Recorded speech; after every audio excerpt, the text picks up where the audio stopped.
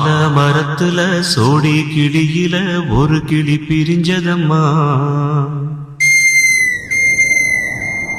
அது சாமம் வரையில பார்க்க முடியல, மறுபடி அது வருமா?